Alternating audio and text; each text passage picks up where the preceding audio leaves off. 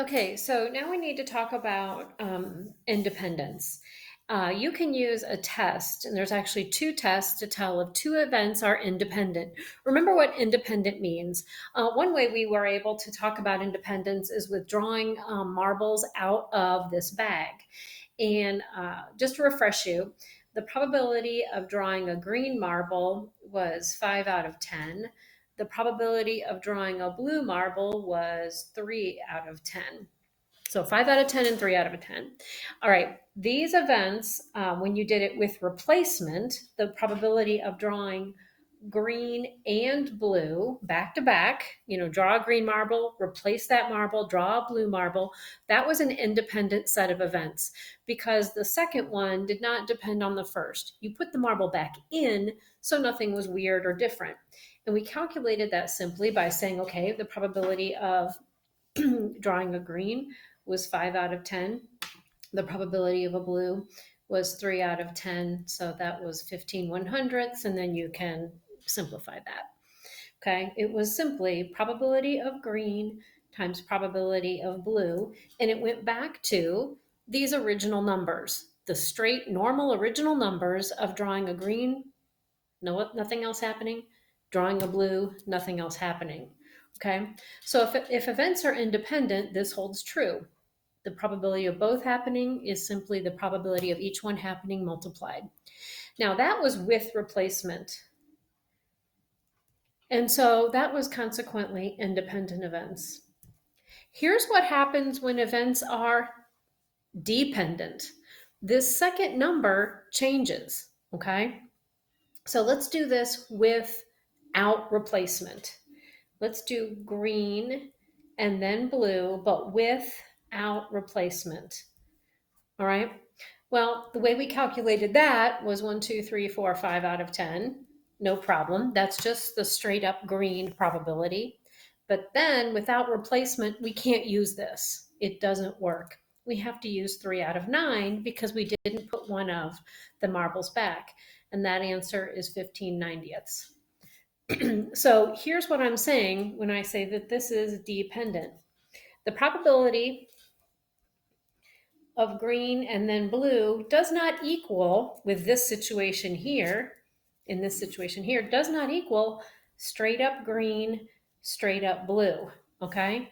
When I multiply this times this, I get 15/100ths. But when I do it here, I only got 15/90ths because this second number changed. Okay. These were not equal, so consequently, these are not independent events. All right, let's try it, pardon me, with the cat and dog example. If I want to find out if the probability of owning a cat and the probability of owning a dog are independent, okay, here's what I do. I test this.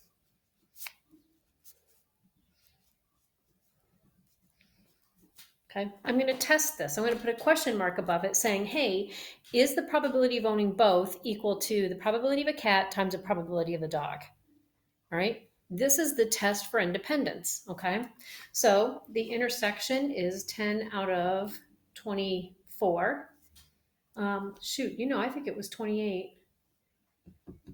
Yep, it was supposed to be 28, and I had it wrong on that other video. 10 out of 28. And I'm going to compare that.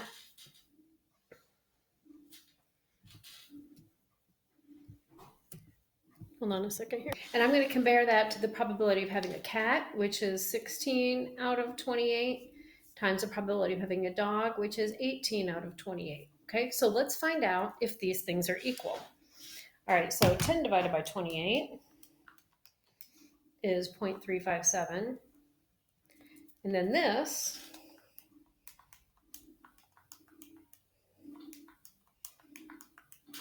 looking at how I calculated that on my calculator, by the way, 16/28 times 18/28, make sure you can see that, is 0.367. Those are not equal. So owning a cat and owning a dog are not independent. There's some sort of relationship there. There's a second place that this shows up. This test shows up really nicely in conditional calculations.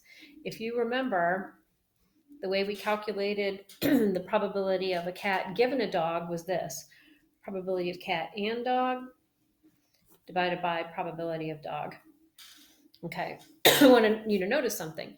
If they're independent, let's say they are, then this up here would equal probability of cat times probability of dog, and it's all being divided by dog. Well, you can just cancel these out and you would get cat.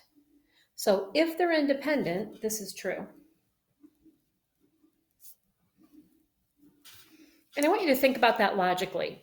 What this is asking about or talking about is, what is the probability you have a cat given that you have a dog? If having a cat and dog are independent, that's just the same as having the probability of having a cat. In other words, the dog part didn't matter. Like, you could take that out, okay? And it's just the probability of having a cat. It's irrespective of whether or not you have a dog. So that makes sense logically. All right, so here's what you need to know. These are our two tests for independence. You can test it with the intersection. And if the probability of the intersection does equal the probability of the two independent, or the two events, if they're handled completely separately, then you know they're independent. Or you can handle it with the conditional calculation. If the conditional calculation is the same as the probability of just the first thing here, then you know they're independent events.